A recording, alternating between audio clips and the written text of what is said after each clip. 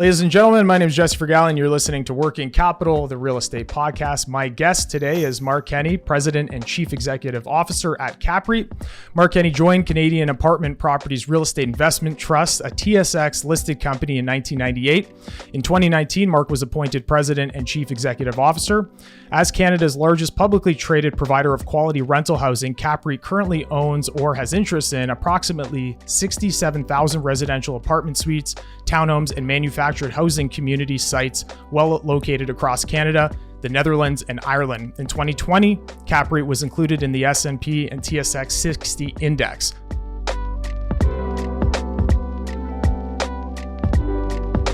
Mark, how are you doing today? Great, Jesse. Thanks for having me. Yeah, pleasure to have you on. Wanted to talk a little bit about, the current environment that we're in right now, your background in the industry and CAPREIT in general. But I guess, maybe we could start with, you have over 30 years experience in multifamily in that sector. And I was just curious to kind of get a little bit of a background of guests that we have on. It's always interesting to see how they got into the Wild West we call the real estate. Yeah.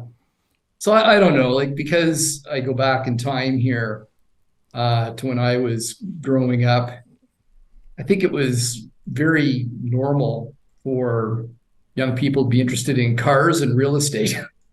It wasn't anything that special about being drawn to real estate. I think like a lot of people, I would daydream about real estate, and back then it was probably just what it would be like to have a pool and a big yard and a bit of a fascination how people got there, which kind of always stuck with me. But I didn't want to be a salesperson in real estate. I was obviously just fascinated. Again, nothing unusual about that. And I found my way into real estate, primarily because I probably wasn't the best student in the world. And I really wanted to do this. So the thing I maybe haven't talked about a lot in the past was it was an incredible opportunity because there was no competition. So a lot of my friends coming out of school were lawyers and accountants, and I was not the academic overachiever. I really was always focused on just working. I didn't really understand why people went to school. Unless you're going to become a doctor, I thought this isn't really helping me. And so I went into a field where there wasn't a lot of competition. I was one of the first people to get involved that had a degree, and I stood out. And so the pool of people, even today, who you're competing with for a great career in real estate, especially on the property management side, I don't think it's fully understood by a lot of people. Young people want to go into tech.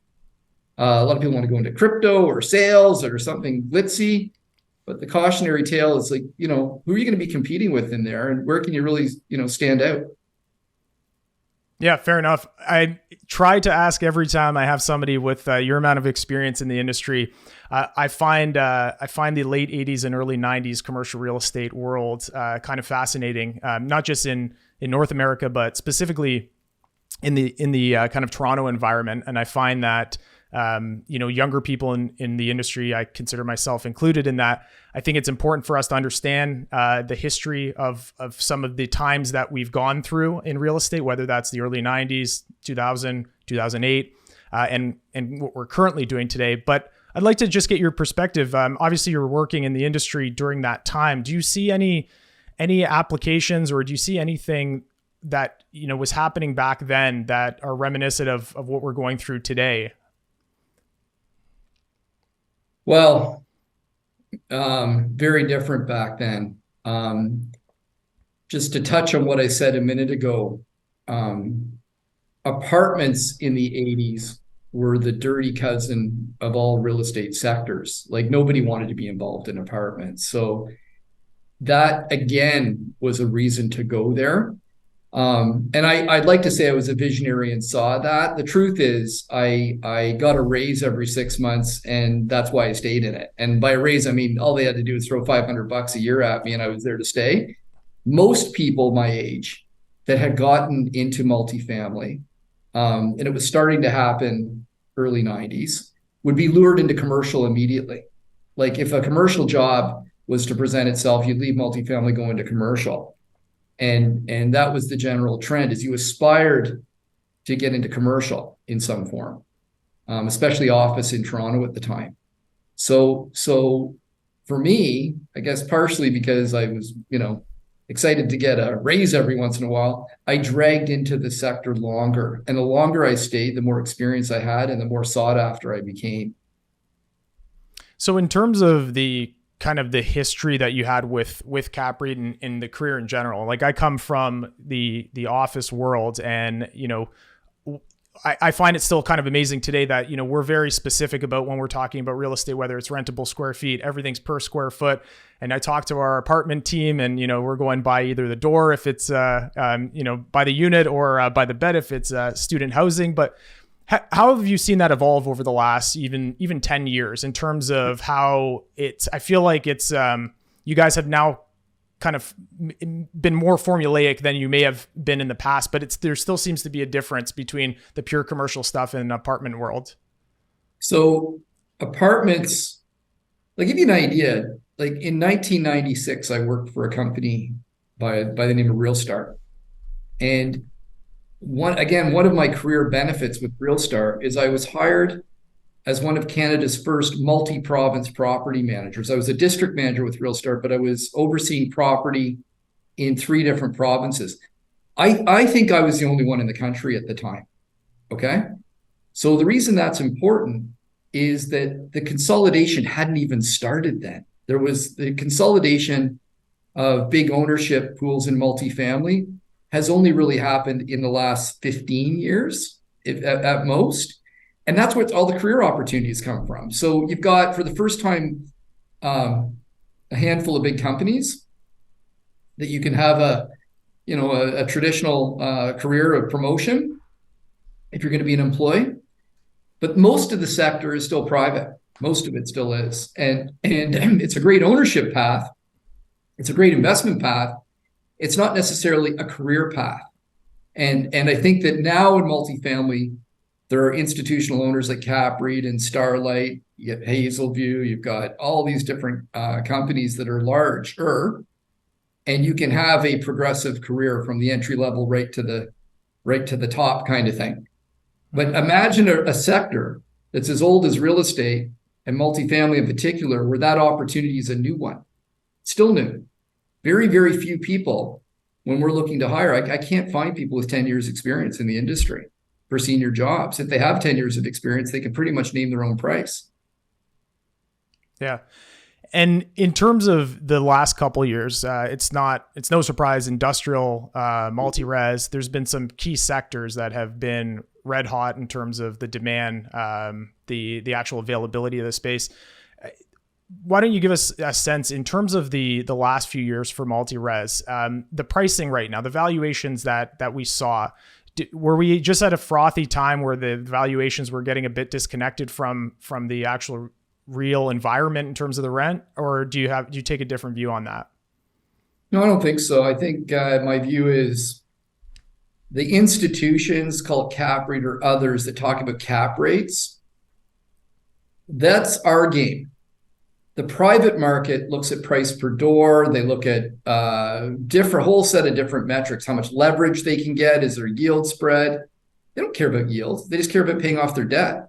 And they get security when they look at price per door. So when you look at our sector in general, the older assets, like we'll say the plus 20-year assets, are even with low cap rates today trading at 30% of replacement cost in some cases. It's basically 30 to 50 across the country. So when 97% of the market is private, like the REITs are less than 3% of the market, just to give you an idea, the apartment REITs. Now there's other institutional owners, but the REIT sector, all of us combined, are less than 3%. Well, then we'd be foolhardy to pay attention to just cap rates when the market is valuing apartments differently. So today, when you have the kind of housing crisis you have in Canada, this is not going to get solved overnight. This is a 10-year journey, and we might have a chance of seeing some balance. But as we continue to up our immigration numbers and don't outpace our development, we end up with a more and more pronounced problem. And so the fundamentals for multifamily are off the charts positive. The only headwind we have is the potential government regulation and additional regulation, which doesn't build homes. That will not attract capital. So we're in very, very interesting times right now. So I want to touch on that point. We recently had Richard A. Epstein as a professor at NYU, and we were kind of talking about the regulatory environment in the U.S. and Canada, the impact of some of these, the different policies that are being put in place. You were on BNN a little earlier in 2022 discussing this. This regulatory environment. We see this constant headline of affordable housing, the way we get to affordable housing, very prescriptive type of policies, but like you said, not necessarily addressing the supply constraints. What is your view on that? Where do we get to a place where we actually can make an impact on housing, the affordability aspect, and just actually, like you said, building? Supply is, you have to start with supply, okay? In Canada, we have an affordability crisis and we have a supply crisis. They're siblings. They're not the same thing, but they're absolutely family members. So when it comes to what needs to be done, well, supply has to be addressed. So then you go affordability. Well, that's more of a government decision to help provide supports, okay? Whether it be building all the housing requirements of Canada, like CMHC puts it at close to $3 trillion of investment that's required. So the government can choose, in a country where our debt is now, our total lifelong country history debt is at $1 trillion. Are we really going to go 3 trillion further into the hole for the housing problem? Or are we going to turn to the housing private sector to say help? So I don't know. There's no example on the history of the planet Earth, and no example where the Hubble's telescope has ever seen a planet anywhere where taxes build homes. Taxes do not build homes. Taxes keep capital aside. Uncertainty keeps capital at bay. A clear path of investment will bring capital to work. So I think instead of pointing fingers at who the boogeyman is, I think that as a country, if we do not awaken to the reality that the private sector has to be a big part of this, then the country just stays in the washing machine and the problem gets worse. You just can't continue to bring people into the country without a housing solution. And we already don't have one for our own people. So we've got to get focused on supply. And I've got a lot of different views on why that supply problem exists.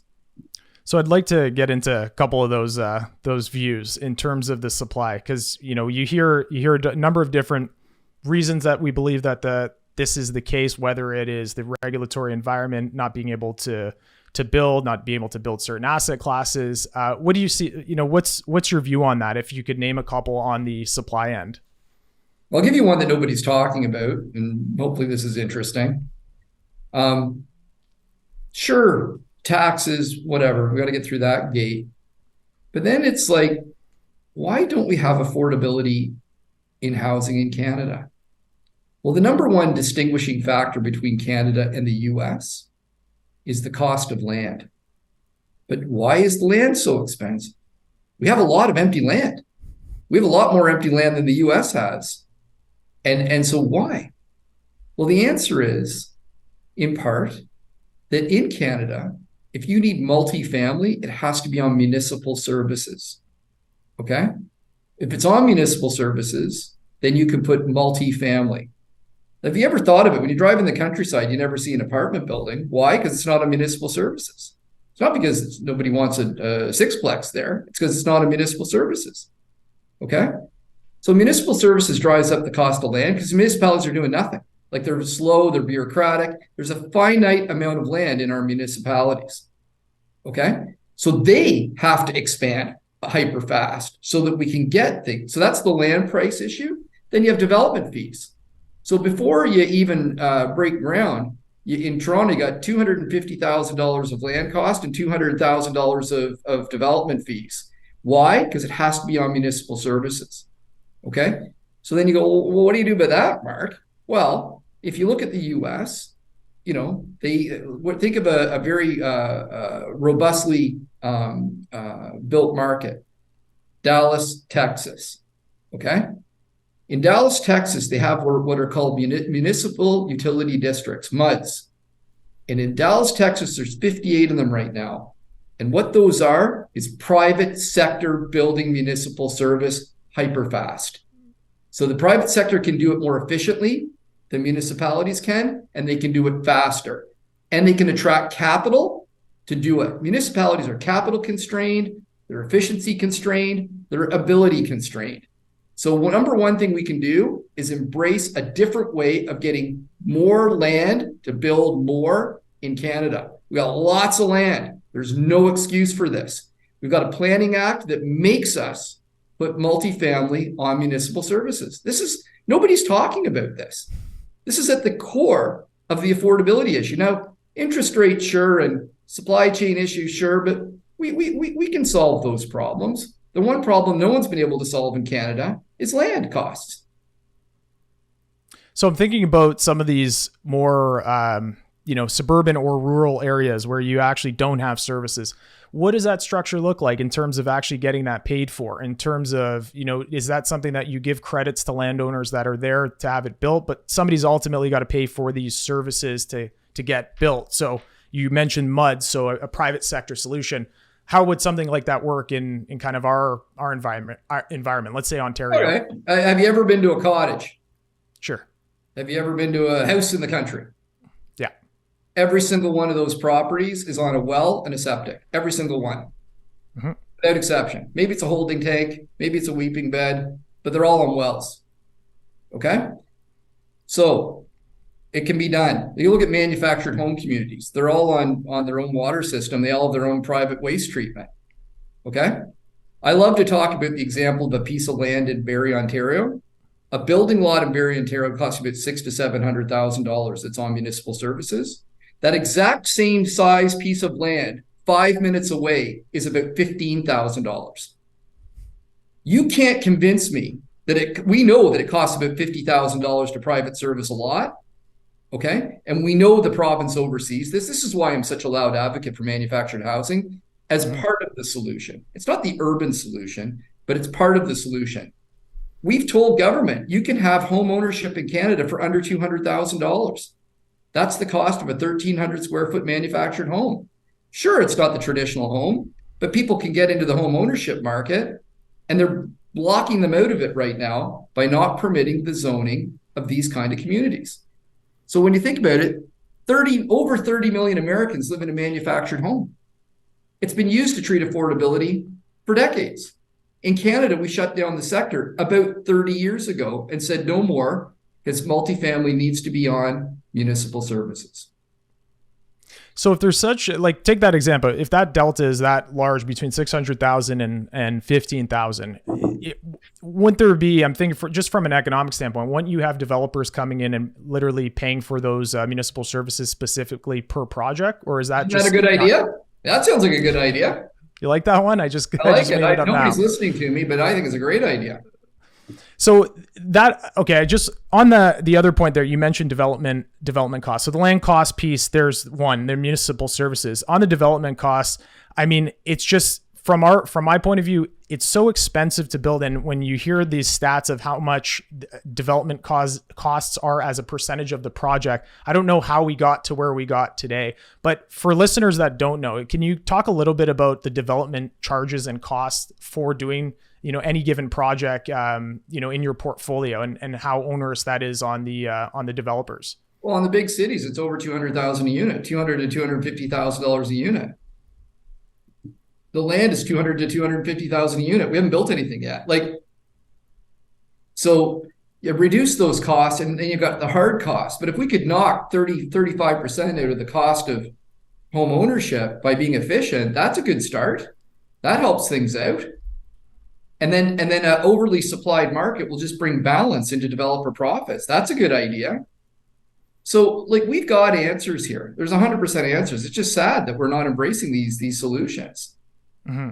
It's instead, on the manufactured home front, I call them tiny eco homes. 1,300 square feet is not actually tiny. It's a pretty decent size livable space, but they're stigmatized. People like to call it trailer parks and all this, but forget that. If you saw these new homes, you would really have a hard time convincing anybody that they're, a stigmatized way of living. It's dignified living. So we have a few guests that have come on, just investors in the States, different companies, and manufactured housing is big topic for a lot of different states. For those, when you talk to Canadians about it, it's just something that the average person, I find, they're not as familiar with, and don't even know where it is in Canada, if we even have any. You guys have invested in manufactured housing. What areas are these? Everywhere. Are you guys in? Everywhere. So they're ideally suited in remote locations where you can't get a carpenter, you can't get a brick builder, you can't get a whatever. They're built in a controlled environment and moved. So they're perfect for those locations. They're also perfect for rural locations. We have 3 communities outside of Orillia and Barrie. Okay, perfect locations. They're affordable. The people don't have to buy that $600,000 piece of land. They can rent that land, okay, for $200 or $300, and they can buy a new home for $200,000. This is extreme affordability. They don't have the capital outlay for the land, and they do for the home, but they have a serviceable amount of debt, less than the cost of rent.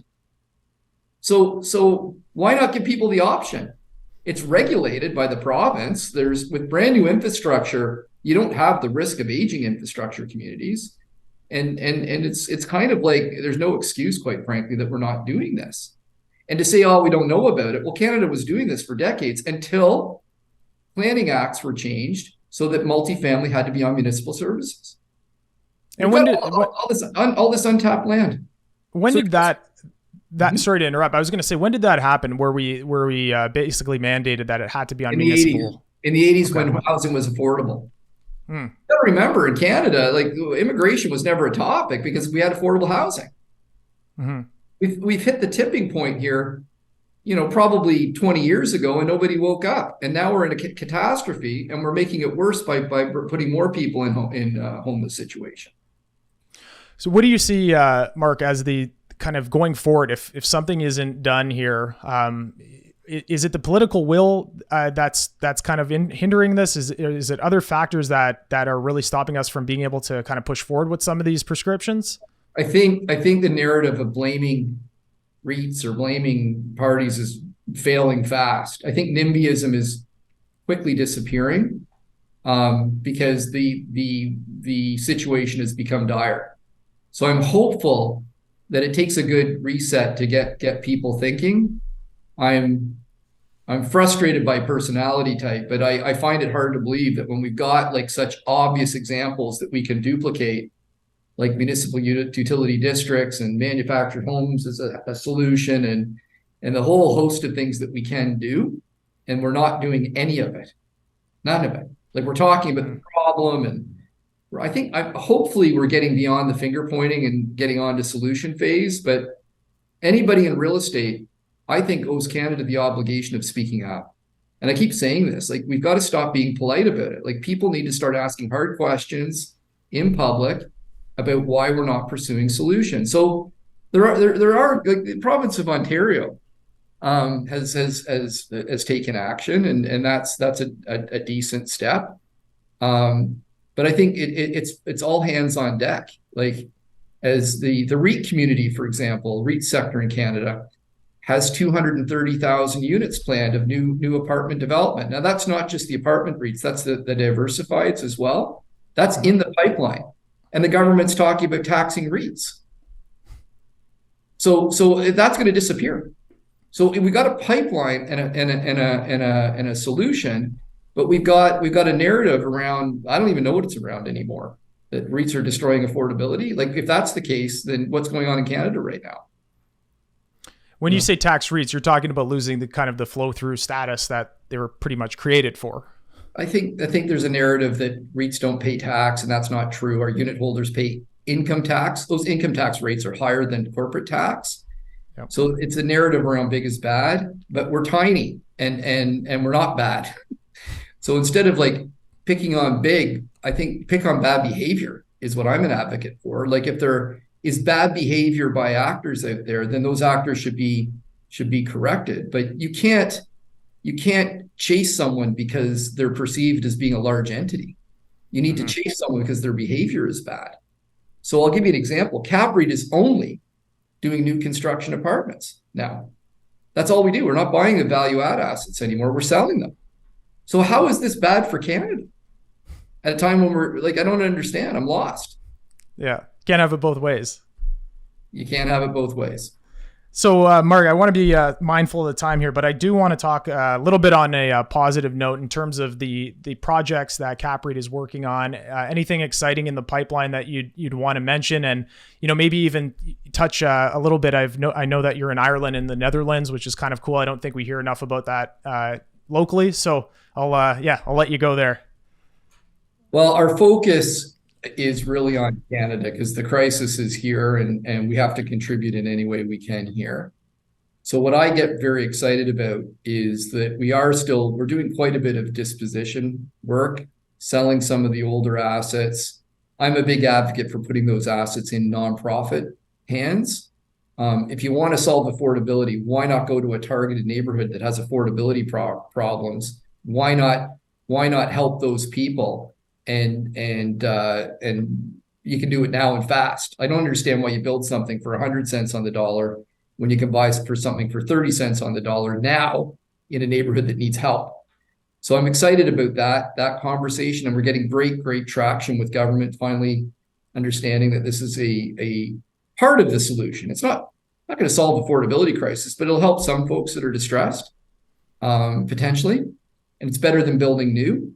I think I'm very excited about, there's been a bit of a move away from NIMBYism and more into getting a good entitlement, and we're getting that on our land. So I'm very hopeful that those entitlements will obviously help the supply scenario, whether we build on it or someone else does. We're doing our part and getting it ready for the market. And I feel very, very good about just, always being a Canadian and the fundamentals of Canada. So I think that we're living in one of the world's greatest countries. And the prospects and the fundamentals for real estate in this country are best in the world, probably. And everybody wants to live here. I think that as Canadians, we have proven that we can wake up from time to time, and I think we're in that awakening stage right now of really getting serious to solve the problem. Fair enough. One thing I'd be remiss if I didn't ask you about the current interest rate environment, and kind of, the Fed's just announced the 25 basis point raise recently. You mentioned I've read either an article or there was something that you were talking about last year where CAPREIT is, if not the leader, one of the longest debt companies in terms of your capital structure on the debt side. What do you see 2023, 2024? How do you see this environment playing out in terms of interest rates? Well, we always do 10-year money when we buy. We always model that. We always do that. On renewal, we're always inclined to do 10 or 15-year debt. So our ladder is long, and our leverage is low. We have the lowest leverage of our peers, and we have the longest debt ladder of our peers. That's great. We also have a very active disposition program in the affordable market. We're seeing lots of private buyers. Oddly enough, it's not in the core apartment market, it's in the affordable apartment market. It's a very strange phenomenon. And in part, it's because a lot of these private guys were never invited to bid in the past, and they're just anxious to be able to get their hands on some of this property. And they love the price per unit. So as we're selling out of the lowest tier rent-wise of the market, we are able to defer even further our refinancing requirements. So we're staying out of the debt market with the bet that things will improve in 2024 and beyond. But it's all a matter of inflation data. You just got to watch that inflation data. If inflation's coming down, then hopefully we see a return to more normalized rates. But I think that we're not going to settle where we were. I see, the return of 10-year high 3% rate money for multifamily. That makes sense. So Mark, we always wrap up with a couple quick questions for our guests. I'll start off here. What would you tell somebody that is getting into our industry, whether it's in multi-res or commercial real estate in general? What advice would you give them? Stick. If you love it, stick with it. The advice I had way back in the day was that, points of my career, I loved my job, I didn't like my boss. That doesn't mean leave the sector. Okay. It means get a new boss. So you do have control of that. But if you don't love what you do, don't do it. It's okay to make change and find what you love to do. If you do love what you do, don't give up. Stick with it. I have, without exception, a group of friends go back to high school that have all achieved success. Well, the ones that achieved success are the ones that stuck with what they like doing. And if they stayed in the area, the market finds that enthusiasm, the market finds the talent. You have a responsibility to go seek out your best option, but don't seek it out too often because you had a bad Thursday afternoon. Don't be afraid to build some grit. But when you have to make those strategic changes, when it's just not working. If you don't like your boss, change your boss. What is a book, podcast, newsletter that you'd recommend to listeners? Too busy working. I don't know. This one seems pretty good. There you go. My guest today has been Mark Kenney. Mark, thanks for being part of Working Capital. Thanks for having me.